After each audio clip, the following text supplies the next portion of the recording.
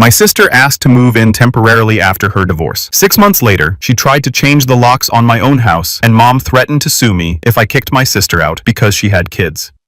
I need some legal advice, because what started as helping family has turned into a nightmare I never saw coming. 6 months ago, my sister Rebecca, 34, showed up at my door with her 3 kids and 2 suitcases. She was crying. The kids looked shell-shocked, and she told me her husband Kevin had been cheating for over a year. She just found out that morning when she discovered credit card statements for hotels and jewelry she never received. I've always been close with Rebecca. Growing up, she protected me from our mother Patricia's more extreme moods. When Mom would go on one of her tirades about how I wasn't living up to my potential, or how disappointing I was compared to my cousins, Rebecca would sneak into my room afterward with snacks and comic books. So when she showed up needing help, I didn't hesitate. "It's just for a few weeks," she said, trying to hold back tears while her oldest Tyler stood behind her, looking like he was trying to be brave. "Just until I can figure out what to do. I can't stay with Mom. You know how she is." I did know. Our mother has always been intense. She's the type who shows up unannounced to check on things, rearranges your furniture because they were all wrong, and has opinions about every aspect of your life. But she's also fiercely protective of family, especially Rebecca. My house isn't huge, but I'd worked hard to buy it 3 years ago. Software development pays well, and I'd been careful with money. It's a 3-bedroom colonial in a good school district which I bought thinking about the future, maybe starting my own family someday. The guest room was decent-sized, and I figured the kids could share while Rebecca took the pull-out couch in there. The first few weeks were actually okay. Rebecca helped around the house, cooked amazing dinners, and the kids were surprisingly well-behaved.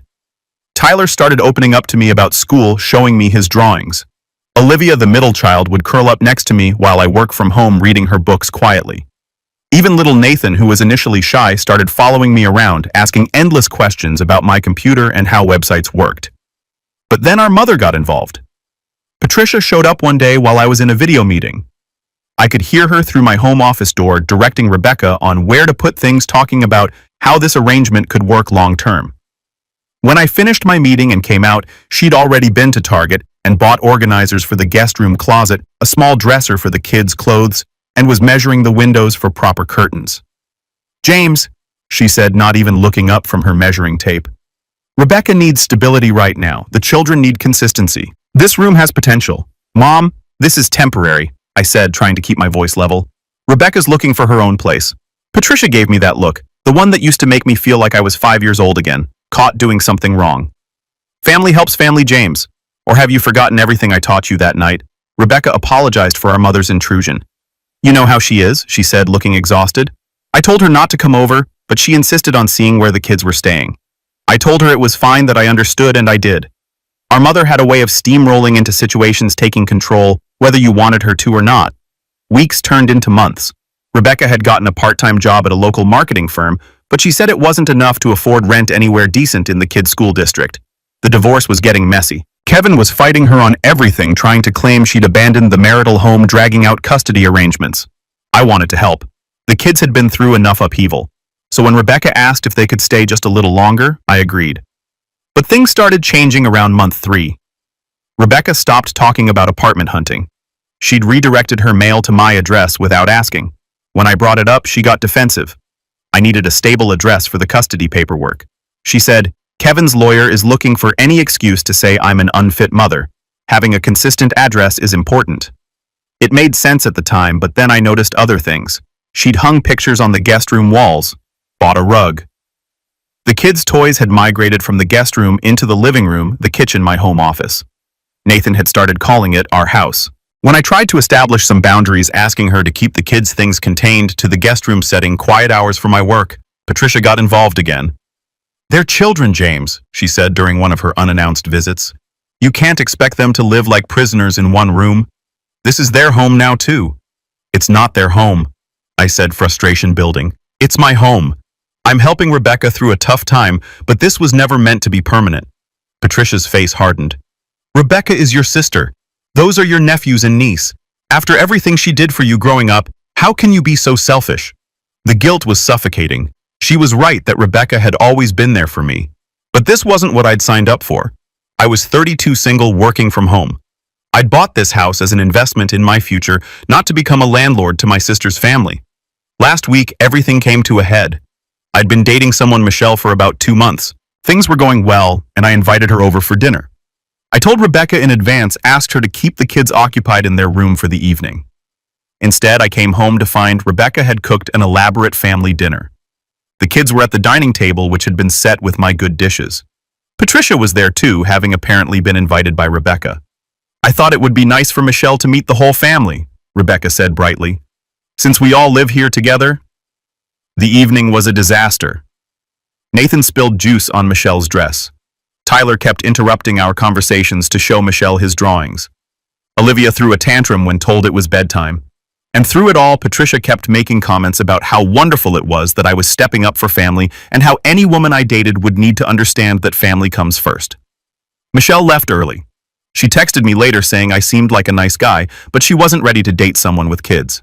When I tried to explain they weren't my kids, that this was temporary, she replied that it didn't seem very temporary to her.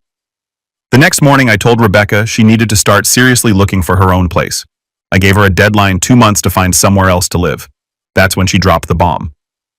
Mom says I don't have to leave, she said calmly, pouring coffee like we were discussing the weather. She looked into it. We've been here 6 months.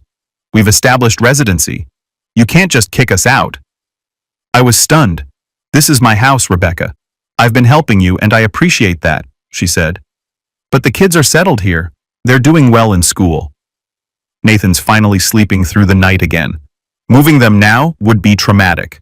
I did some research after that conversation and my stomach sank. In my state, after 30 days, someone can claim tenant rights even without a lease or paying rent. To remove them, I'd have to go through formal eviction proceedings. Evicting family members, especially ones with young children, could take months and would likely be looked upon unfavorably by the courts. I feel trapped in my own home. Rebecca contributes some money for groceries but pays no rent. She's made no real effort to find her own place. The kids, while sweet, have completely taken over my space. I can't bring dates home. I can't have friends over without navigating toys and children's shows on TV. My home office has become a makeshift homework station in the afternoons. When I confronted Patricia about encouraging this, she was unrepentant. Rebecca needs stability while she gets through this divorce, she said. Would you really throw your sister and her babies out on the street? What kind of man does that make you? I'm not trying to throw anyone on the street. I just want my life back. I want to come home to my own space. I want to be able to walk to my kitchen in boxers without worrying about traumatizing my niece. I want to be the fun uncle who they visit, not the reluctant landlord guardian. But every time I bring up the moving out, I met with tears from Rebecca, guilt trips from Patricia, and sad looks from the kids who don't understand why Uncle James doesn't want them around anymore. I've consulted with a lawyer who confirmed what I feared. Eviction would be complicated, expensive, and could take months. He also warned me that Patricia and Rebecca could make things very difficult if they wanted to, including calling CPS with concerns about the children's welfare if I try to force them out. So I'm here asking for advice. How do I get my sister and her kids out of my house without destroying my family relationships or ending up in a legal nightmare? Is there any way to resolve this that doesn't involve formal eviction? And how do I deal with the crushing guilt of wanting my own space back when my sister and her kids genuinely need help? I know I probably sound selfish. Maybe I am, but I'm at my wit's end. This was supposed to be temporary. 6 months later, I feel like a stranger in my own home, and I don't know how to fix it without becoming the villain in everyone's story. Any advice would be appreciated. Update 1. 2 weeks later. Hi everyone. I wanted to thank you all for the advice on my original post. I've read every comment, even the harsh ones calling me a doormat. You weren't wrong. I've tried to implement some of the suggestions, but things have escalated in ways I didn't expect. First, I took the advice about having a formal documented conversation with Rebecca. I sent her an email outlining our original agreement, expressing that while I wanted to help, this arrangement was impacting my life significantly. I proposed a timeline. She had 60 days to find alternative housing, and I would help with a security deposit on a new place up to $2,000. Her response was to forward the email to our mother. Patricia showed up at my door within an hour, and this time she brought reinforcements, my Aunt Linda and my grandmother. They sat in my living room like some kind of family tribunal while I was trying to work. James, my grandmother said, disappointment dripping from every word. I never thought I'd see the day when one of my grandchildren would choose money over family. I tried to explain that it wasn't about money. I wasn't charging Rebecca rent. It was about having my own life, my own space. But they weren't listening. Linda chimed in about how her son Brandon had lived with her for 2 years after his divorce. Family takes care of family, she said. That's how we were raised. The meeting ended with Patricia making veiled threats about how the whole family would remember this when I needed help someday. My grandmother left without hugging me goodbye. The first time in my life that had happened. But the real surprise came a few days later. I came home from a rare day at the office to find a locksmith van in my driveway. Rebecca was standing there directing him to change the locks on my front door. "What the hell are you doing?" I asked, my heart racing. Rebecca looked at me calmly. "Mom said we should change the locks for safety. Kevin knows where I'm staying now, and with the custody battle heating up, we can't be too careful. This is my house, Rebecca. You can't change my locks." The locksmith looked uncomfortable packing up his tools. "Ma'am, if your name isn't on the deed, his name is on the deed," Rebecca said smoothly. "But I live here. I have residency rights." The locksmith left without doing the work, but the message was clear. Rebecca wasn't planning on leaving anytime soon. That evening, I discovered she'd been telling the neighbors that she lives here now. Mrs. Chen from next door mentioned how nice it was that I was letting my sister move in permanently and how good it was for the kids to have a stable home during the divorce. I also found out Rebecca had enrolled the kids in after-school activities using my address, joined the local community center as a household member, and even registered to vote using my address. Every piece of mail that arrived further cemented her claim to residency. The kids, meanwhile, had completely settled in. Tyler had asked if he could paint one wall of the guest room with chalkboard paint for his drawings. Olivia wanted to know if her best friend could sleep over next weekend. Nathan had started a small garden in my backyard, proudly showing me his tomato plants. It broke my heart because I love these kids. But I also realized that the longer this went on, the harder it would be to undo. I consulted with another lawyer, one who specialized in tenant law. She was blunt. "Your sister has established tenny. The fact that she's family actually makes this worse, not better. Courts are very reluctant to evict family members, especially single mothers with young children. If you pursue this, you're looking at months of legal proceedings, thousands in legal fees, and no guarantee of success." She also warned me that Rebecca and Patricia seem to be building a case. Changing the locks without your permission is illegal, but documenting all the ways she's established residency. That's strategic. Someone is advising them. Sure enough, I later learned that Patricia's friend from book club is a paralegal who went through a similar situation with her brother-in-law. The stress is affecting my work. I'm making mistakes, missing deadlines. My manager asked if everything was okay during our one-on-one. I couldn't exactly explain that I was living in a hostage situation in my own home. Michelle reached out last week saying she'd been thinking about me. I wanted to respond to try again, but what would I say? "Hey, want to come over?" Just ignore my sister who's squatting in my guest room and my mother who will interrogate you about your intentions. The financial burden is growing too. Groceries for 5 people are expensive. The utilities have nearly doubled. Rebecca contributes what she can, which amounts to about $200 a month. She says the rest of her salary goes to her lawyer for the divorce. I feel like I'm being manipulated from all sides. Rebecca plays the victim, talking about how Kevin is trying to take the kids, how she never thought she'd be a single mother, how grateful she is that at least she has me. Patricia plays the enforcer, reminding me of family obligations and how Rebecca was there for me growing up. The kids are just kids, innocent in all this, which makes it worse. Last night, I overheard Rebecca on the phone with someone. I think her divorce lawyer. She was saying something about establishing a stable environment for the children and how living with family showed she had support systems in place. It hit me then, I'm not just housing her. I'm being used as evidence in her custody battle. I'm at a complete loss. Every option seems to lead to me being the bad guy. If I formally evict her, I'm the uncle who threw his sister and her kids out during their darkest hour. If I don't, I'm stuck indefinitely as an unwilling landlord and co-parent to kids that aren't mine. Some of you mentioned setting boundaries, but how do you set boundaries with someone who's already inside the gates, who has your mother as an ally and 3 kids as unwitting human shields? I'm going to try one more conversation with Rebecca, maybe try to appeal to the sister. I remember the one who protected me, who wouldn't have wanted to put me in this position, but I'm not hopeful. Thanks for listening. I'll update again if anything changes. Update 2, 4 months later. I know it's been a while since my last update. Honestly, I've started and deleted this post so many times because I'm still processing everything that's happened. But I owe you all an update, and maybe writing it out will help me figure out where to go from here. After my last post, I tried one more heartfelt conversation with Rebecca. I waited until the kids were at school and Patricia wasn't around. I even made her favorite coffee and sat down at the kitchen table, the same table where we used to do homework together as kids. Becca, I said using her childhood nickname. This isn't what either of us wanted. I know you're going through hell with Kevin, but you're putting me through hell too. Can't we figure out something that works for both of us? For a moment I saw a flicker of the sister I remembered. Her eyes got soft and she reached for my hand. I know this is hard on you, James. I never wanted it to go on this long, but Kevin's being vicious. He's claiming I'm an unfit mother, that I can't provide a stable home. If I'm bouncing from place to place, living in some crappy apartment, he could get primary custody. I can't lose my kids. I felt for her. I really did. But then she said something that changed everything. Mom says if I can just hold out until the divorce is final, Kevin will have to pay enough in alimony and child support that I can afford a good place. It shouldn't be more than another 6 months. 8, at the most. 8 more months. She said it so casually, like asking to borrow a book. Rebecca, that's almost another year. I can't do this for another year. Her soft expression hardened immediately. So you'd rather see your nephews and niece living in poverty? You'd rather help Kevin take them from me? That's when I realized the sister who used to protect me was gone, replaced by someone I didn't recognize. Or maybe this had always been there, hidden under the protective older sister facade. The next few weeks were tense.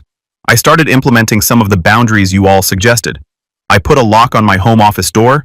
I set up a separate mini fridge in my bedroom for my own food after finding my grocery bills had tripled. I stopped engaging when Patricia came over to lecture me. That's when the retaliation started. First, it was small things. My work calls would mysteriously have interruptions. Kids screaming, TV blaring, Rebecca needing something urgently, just as important meeting started. My food from the locked fridge would disappear when I forgot to lock it one time. Oh, Nathan was hungry and I didn't realize that yogurt was special, Rebecca would say innocently. Then came the big one. I woke up one morning to find a notice on my door from the city. Someone had called in a complaint about the illegal boarding house I was running. The inspector who came out was understanding when I explained the situation, but he still had to investigate. He noted that having 5 people in a 3-bedroom house wasn't against code, but any rent collected would need to be reported, and I'd need to ensure all safety requirements for a rental were met. I'm not collecting rent, I told him. It's my sister. She's just staying temporarily. He gave me a knowing look. Sure, just make sure you have working smoke detectors in every bedroom and common area. And if this temporary situation continues, you might want to check your homeowner's insurance policy. Some have clauses about long-term guests. After he left, I confronted Rebecca. She denied calling in the complaint, but the smirk on her face told me everything. Patricia, when I called her, said it was probably one of my nosy neighbors, and that if I hadn't made such a fuss about Rebecca staying, no one would have noticed anything wrong. I checked my homeowner's insurance. Sure enough, having long-term guests not on the policy could void my coverage. When I tried to add them, the premium nearly doubled. But the worst part, the kids were starting to turn against me too. Not maliciously. They're still good kids. But Rebecca had started framing everything as Uncle James doesn't want us here. When I put a lock on my office, Tyler asked why I was locking them out. When I bought my own food, Olivia asked if I didn't like eating with them anymore. Nathan stopped showing me his garden, saying, "Mommy said you don't like my plants." It was weaponizing the children in the most insidious way. Last month, things escalated to a point I never imagined. I'd started seeing someone new, Sarah. We'd been very careful, only meeting at her place or in public. But one evening, she surprised me by stopping by with takeout, thinking it would be nice. Rebecca answered the door before I could. "Oh, you must be James's new girlfriend," she said brightly. "I'm Rebecca, his sister. I live here with my 3 kids. Come in. The kids would love to meet you." What followed was an orchestrated disaster. Rebecca had clearly coached the kids. They were on their worst behavior, screaming, fighting, making messes. Tyler knocked over Sarah's wine accidentally. Olivia had a meltdown about wanting Sarah's food. Nathan clung to my leg, crying about how Uncle James was going to leave them for a new family. But the coup de grace was when Patricia showed up unannounced as always. "Another girlfriend, James," she said coolly, looking Sarah up and down. "I hope this one understands family values better than the last one." Sarah left within an hour. She texted me later. "James, you seem nice, but this is way too much drama for me. Good luck with everything." I haven't heard from her since. That night, I told Rebecca she had 30 days to get out. Not 60, not 90, 30 days, or I would start formal eviction proceedings. The next morning, I woke up to 47 missed calls and a storm of text messages. Patricia had rallied the entire extended family. My phone was a tsunami of guilt, manipulation, and outright threats. How dare you, those poor children? You'll regret this. We won't forget this betrayal. What would your father think? He passed 5 years ago, and invoking him was a low blow even for Patricia. But the one that chilled me to the bone was from Patricia. If you try to evict Rebecca, I'll call CPS and report that you're endangering the children by trying to make them homeless. I'll tell them about the locks you've put up, how you're denying them food, creating a hostile environment. See how that affects your precious career. I screenshot that message and immediately forwarded it to my lawyer. Her response was sobering. This is escalating to dangerous territory. Your mother is essentially threatening to file a false CPS report, which is illegal, but proving it's false could be a nightmare. CPS investigations, even unfounded ones, are serious. If you work in tech, some companies have morality clauses that could be triggered by such an investigation. She recommended I start documenting everything, every interaction, every threat, every incident. She also suggested I install security cameras in common areas of my home with proper notice to Rebecca. Of course, when I informed Rebecca about the cameras for everyone's safety, she lost it. "You're treating us like criminals," she screamed. "We're your family. Family doesn't threaten family." I shot back. Family doesn't take advantage of generosity and turn it into a hostage situation. She started crying then, but it felt calculated. The kids were watching from the stairs, and she made sure they could hear every word. "Did you hear that baby's Uncle James thinks we're holding him hostage? He wants to put us on the street." Tyler. The oldest looked at me with such disappointment. "I thought you loved us, Uncle James." I retreated to my room and didn't come out for the rest of the night. So here I am 4 months after my last update, 10 months into this nightmare. Rebecca is still here. The kids are still here. My dating life is non-existent. My relationship with my extended family is destroyed. I have cameras in my own home that make me feel like a prison warden. My sister and I can barely be civil to each other. The kids walk on eggshells around me, coached by their mother to see me as the enemy. And the latest development, Rebecca's divorce is dragging on. Kevin's lawyer has apparently raised questions about her living situation, suggesting that living with a single male relative might not be the best environment for the children. So now Rebecca is painting me as the stable family-oriented brother who's graciously supporting his sister while simultaneously threatening to have me investigated by CPS if I try to evict her. I'm trapped in a web of manipulation that would be impressive if it wasn't destroying my life. My lawyer has suggested mediation with a family counselor present. She thinks having a neutral third party might help Rebecca see how her actions are affecting everyone, including her children. But mediation requires both parties to participate in good faith, and I'm not sure Rebecca or Patricia are capable of that anymore. I love my nephews and niece despite everything. I don't blame them. They're victims in this too. But I can't live like this anymore. I can't be held hostage in my own home by guilt and manipulation. I can't let Patricia and Rebecca destroy my life because Rebecca made bad choices in her marriage. I'm at a crossroads. Do I proceed with eviction and risk the threatened CPS investigation, the complete destruction of my family relationships, and the trauma to the kids? Or do I continue to live as a prisoner in my own home, watching my life pass by while Rebecca uses me as a prop in her divorce proceedings? I never thought I'd say this, but I've actually considered selling the house just to force the issue. But even that feels like letting them win. Thank you all for following this saga. Your support and advice have kept me sane. I'll update again when I figure out what to do next. Final update 2 months later. This will be my last update on this situation. I wanted to wait until everything was resolved before posting, and I finally have some closure to share. After my last post, I was at rock bottom. The threats from Patricia about CPS, the manipulation from Rebecca, the guilty looks from the kids, it was all too much. Some of you messaged me privately with similar stories, and honestly, those messages kept me going knowing I wasn't alone. That this kind of family manipulation happens to others made me feel less crazy. The turning point came from an unexpected source. Kevin, Rebecca's soon-to-be ex-husband. He reached out to me through my LinkedIn of all places. His message was simple. I think we should talk. I was suspicious, obviously, but I was also desperate. I agreed to meet him at a coffee shop downtown somewhere public and neutral. Kevin looked rough. He'd lost weight, had bags under his eyes, and seemed to have aged years in the months since their separation. But his first words shocked me. "I didn't cheat on her," he said quietly. "I never cheated on Rebecca. She made it all up." He showed me documents, credit card statements Rebecca had claimed were for hotels and jewelry. The hotels were business trips, all documented with company expense reports. The jewelry charge was for his mother's birthday gift, which he had the receipt for complete with an engraving for Mom. Why would she lie about that? I asked. Though part of me was already connecting dots, I didn't want to connect. Kevin laughed bitterly. Because she wanted out, but she wanted to be the victim. She couldn't just ask for a divorce. She needed a story where she was the wrong party, where everyone would rally around her. He told me about the months leading up to their separation. Rebecca had been spending more time with Patricia, coming home talking about how she deserved better and how Kevin was holding her back. Patricia had been filling her head with stories about how much money she could get in alimony and child support if she played her cards right. Your mother convinced her that being a victim of infidelity would get her better terms in the divorce. Kevin said more sympathy from the judge, more money, more likelihood of primary custody.